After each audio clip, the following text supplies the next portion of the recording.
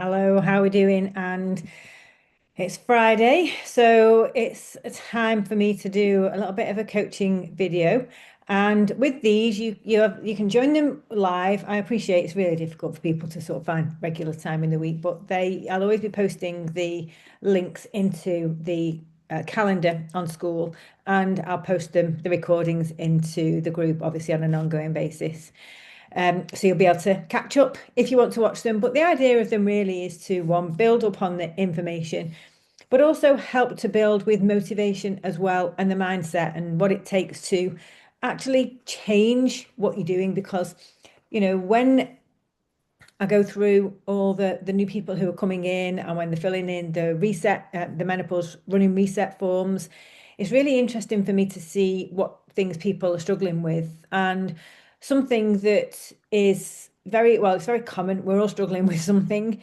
But I think when it comes down to the main issue of it, it's about having to change what we're doing. And that can feel very difficult at this stage, I think, for a number of different reasons. But it's the change that's hard.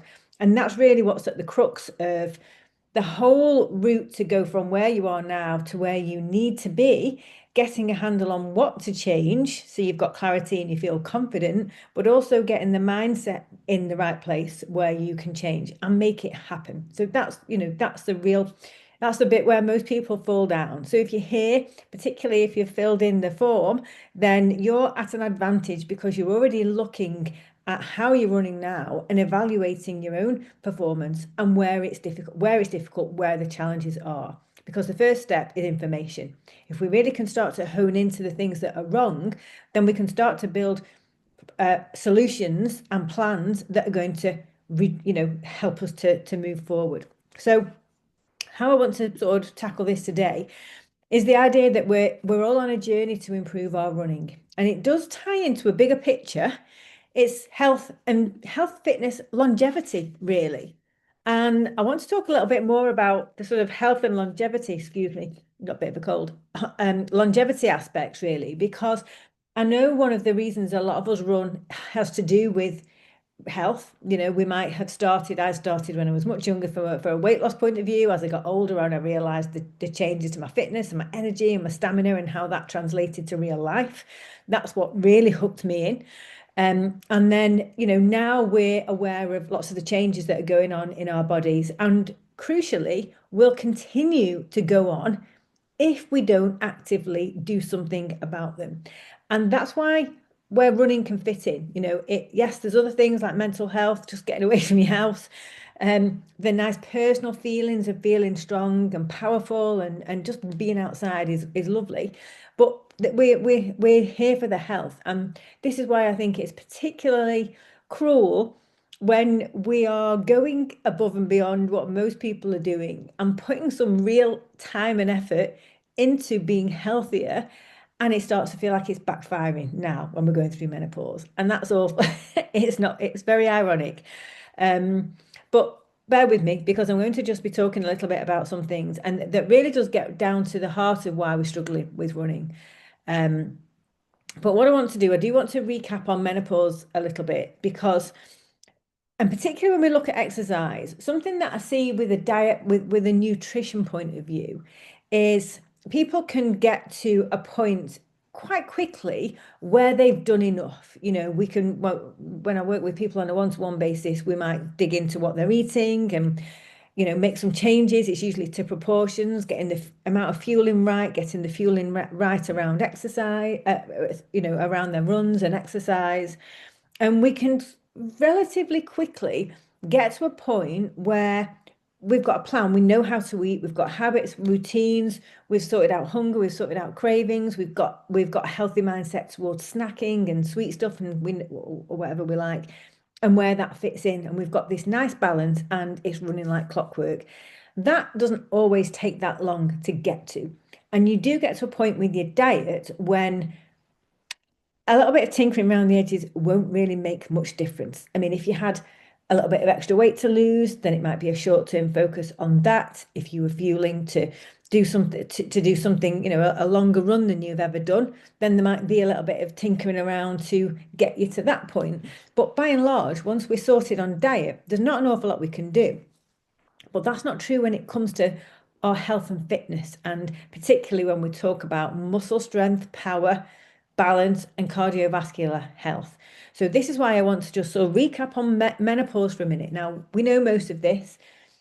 I find it really helpful every now and again just to revisit this, just because it helps me remember why stuff's so important. It gives me a bit of a refocus and a reset, and it helps me to really hone in on the things that are truly important to me, and helps cut past the distraction of things that we have going on with our rest of our lives, work, family, whatever. So, what's happening when we go through the menopause is, I'm not going into detail here, it's just a list. Our muscle mass is dropping, declining. That means we're not as strong. Our power's going. That's why we don't run as fast, and bounce has gone. Bone density gets impacted by that as well. Our bones can weaken and thin. Joint stiffness, we can have more tendon, ligament problems. These are all to do with estrogen. We have more inflammation, we have more stiffness, so therefore our mobility and our flexibility is compromised. We have changes to gut microbiome, we have insulin resistance, increased visceral fat, cellular changes. We don't think about that. We can be very preoccupied with a spare tire that we can see and feel all day. But actually, there's a lot of changes at a cellular level that's linked to the aging process that's happening as a result of our estrogen and time. So it's loss of estrogen, but also just this whole chronological aging process, that we don't produce energy as efficiently. Our cells aren't producing energy as efficiently from fat and carbohydrates. So we can feel sluggish and just like, our engine's not firing on all cylinders, because it's not. We can suffer with things like arterial stiffness. So our arteries and veins aren't expanding and contracting as elastically as they used to. Our lungs can stiffen a little bit. Our cardiovascular function can be compromised. There's a whole host of changes that are happening. And I always hate being negative, but I think it helps. Well, we have to be realistic now. We have to see what we're up against, because when we've got facts, we can take action. But if you think that your sort of body is on this sort of type of slope, and this is to do with hormones, so it might drop off a little bit when you just go through menopause, and then there's a steady decline until we pop our clogs, basically. Now, the thing is, if we do nothing about it, we'll have this steady decline in all of these functions. If we take HRT, for example, that we are protected against some things. So it's good to help. It protects against bones. It's not going to build muscle, but it can slow the loss of muscle. And there's other things that it can do. It's thought that it can help with insulin resistance. It can help. It has protective effect from a heart perspective. But so the HRT might just slow that sort of curve off a little bit. But when we look at in the health and longevity fields, from scientifically, which now, by the way, has so much more specific data pertaining to peri and postmenopausal women, exercise is now acknowledged as the most powerful antidote to the aging process. It can slow it down. It can even reverse a whole host of age-related changes that go way beyond just, what we think of really with weight loss is a primary one that we go back to time and again. So if we've got this decline from an aging point of view, this is exercise. That's actually doing this. It's pushing back against those changes. It can slow some of them down quite dramatically, and it can reverse some. So an example of where you'll get a full, not a full reversal, but, is strength training on your muscles.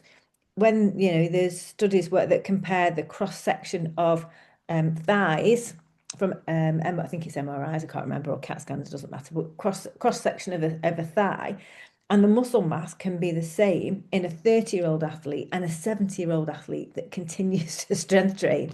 So And even if, even studies, if you're in your 90s and you start strength training, you will get stronger. So there are things that exercise is incredibly, phenomenally powerful at. And in terms of it strengthening our body in the sense of muscle strength and power and bones, that has a huge impact on our longevity factors. So it's really, really powerful. And, diet can help with some things, and we can give diet a lot of attention sometimes because we eat 3, 4, 5 times a day. We've got to eat, it's not optional. So we can be quite a smart thing to do. There's a big bang for our buck to begin with to invest time in changing our diet because we're doing 90% of the work anyway. And really, if we're just making a few sort of changes that then become the norm, that's a very efficient way to get some improvements. And diet can help with reducing inflammation, it can help with muscle, it can help with gut health, weight management, blood sugar control. So, it's really worth doing it. It can give you more energy, more consistent energy, and that can be very helpful on a day-to-day basis because we're just operating better with a better diet because the fuel that we're putting into our body is amazing.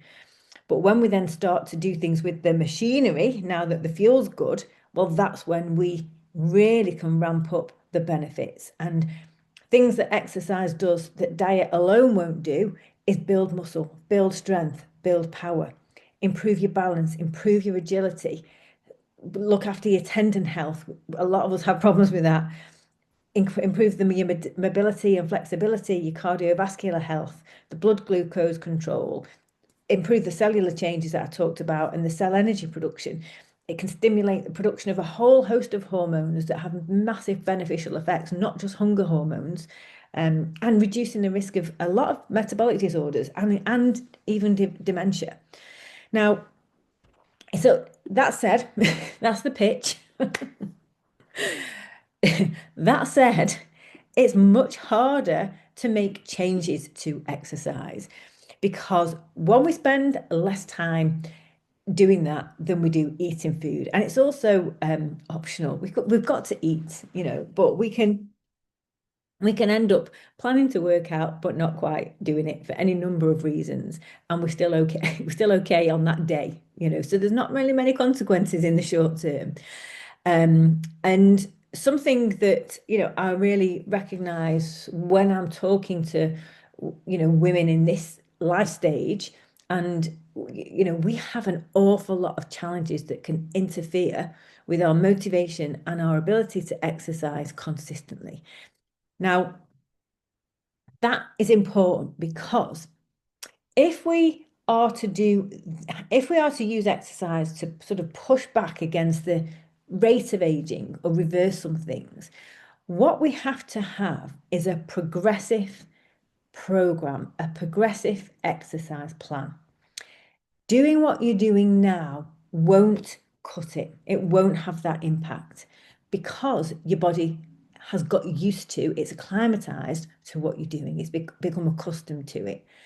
This is why when we just carry on with our normal runs, so if we're 3 times a week, 6 mile run, whatever it would be, round the block at the same pace all the time, that is why your performance starts to drop because that's too easy for your body.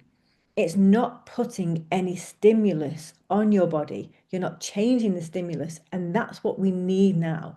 We need to be constantly upgrading the stimulus on our bodies in order to force it to adapt and to sort of push back. And that comes from effort and intensity.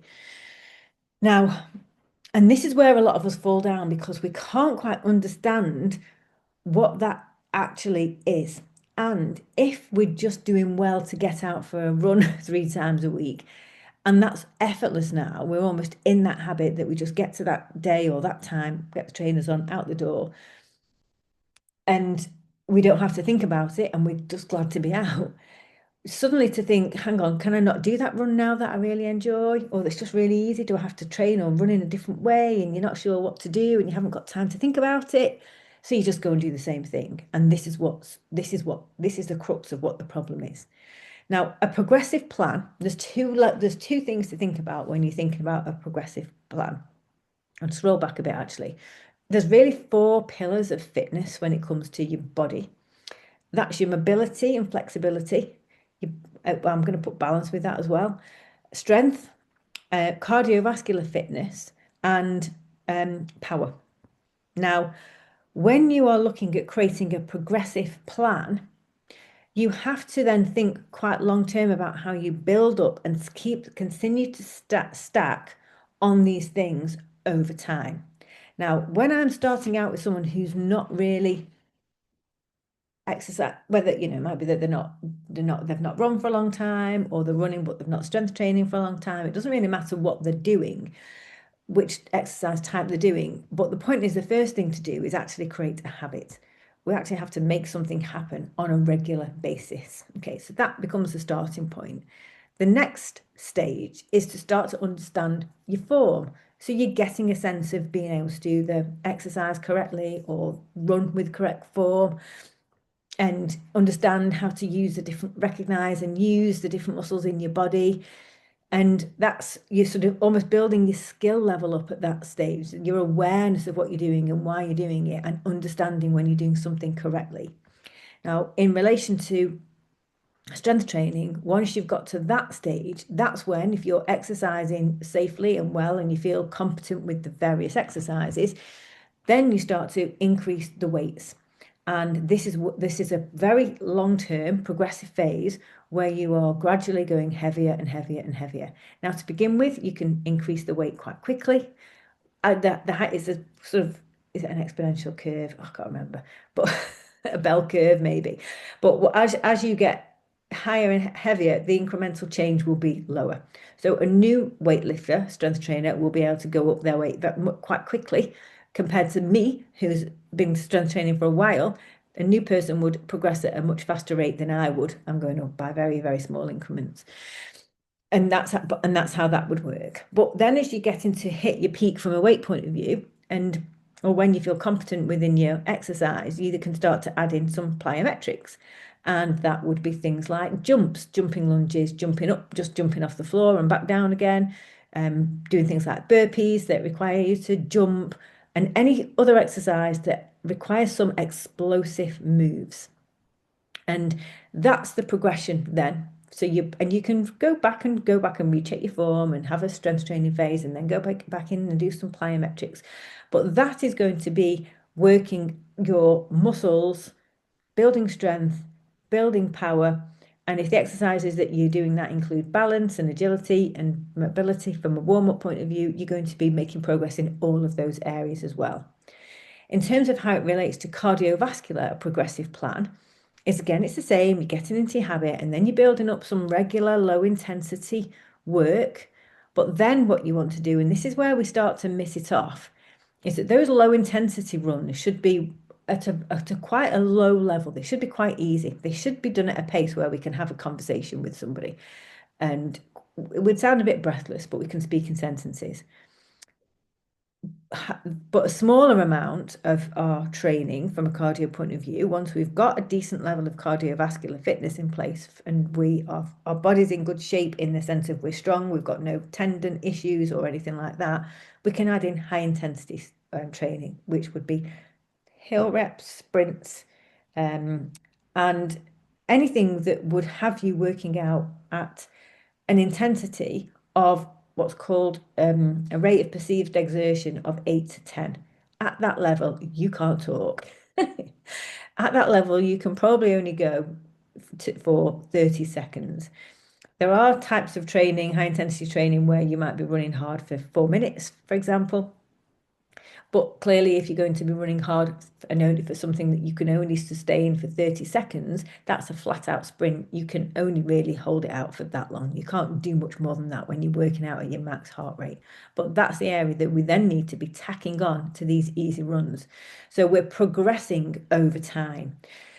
Now, the challenges with consistency and progressive plans.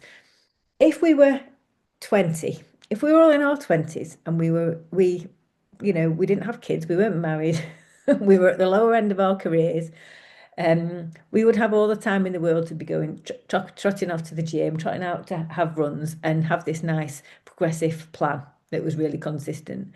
Now, though, it's a whole different ball game. You might not have slept last night. Your motivation might be on the floor. You might have great energy one week, but the next week you feel like you're 90. Or, there'll be life stress, dramas, lack of time, kids that need running around.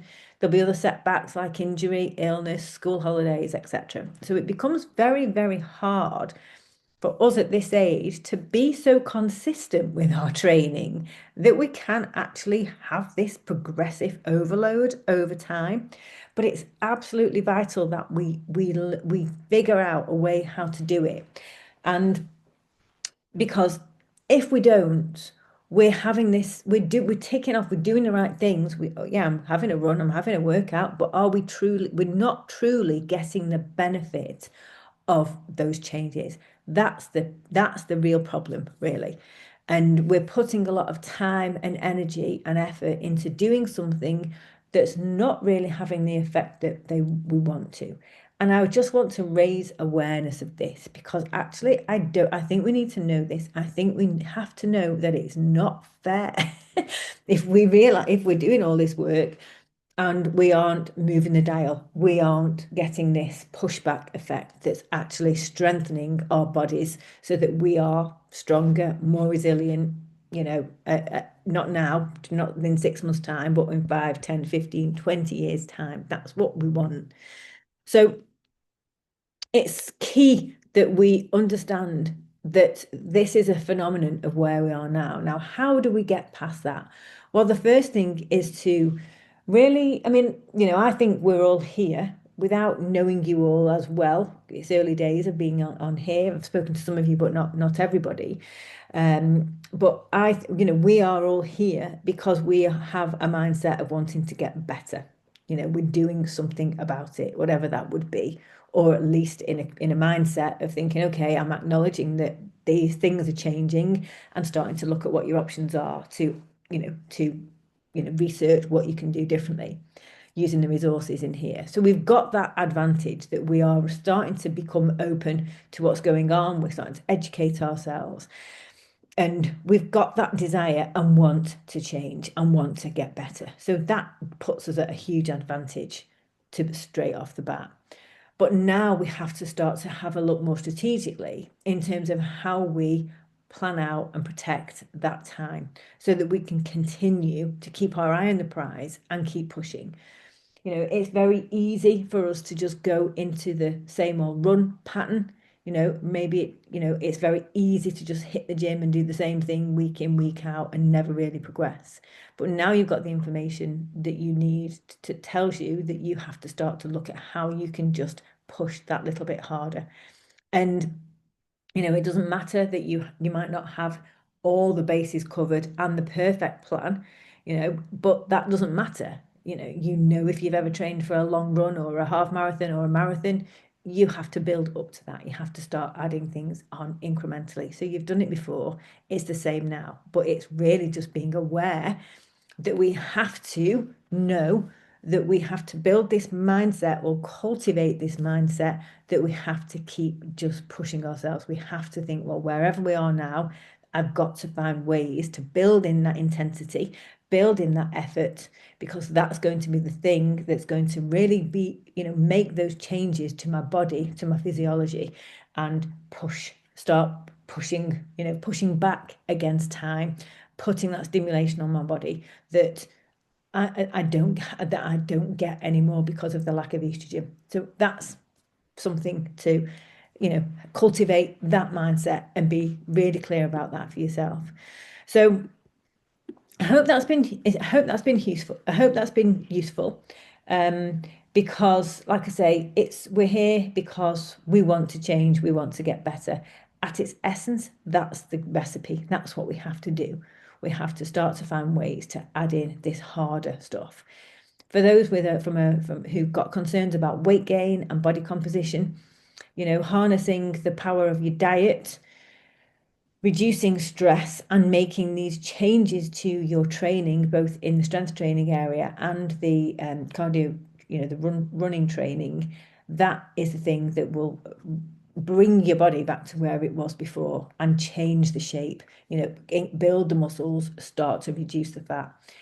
It's not necessarily a quick process because we're not talking about just losing weight. We're talking about building muscle and losing weight and changing forcing ourselves to adapt again. But it's a really worth it process to do. And, you've just got to think, start now, play the long game.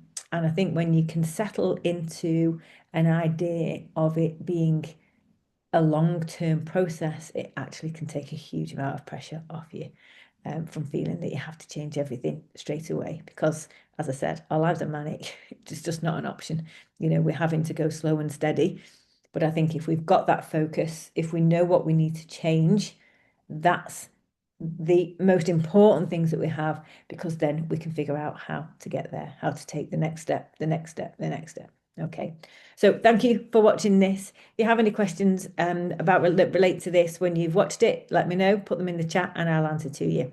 But enjoy the rest of your day and I'll see you soon. Bye for now.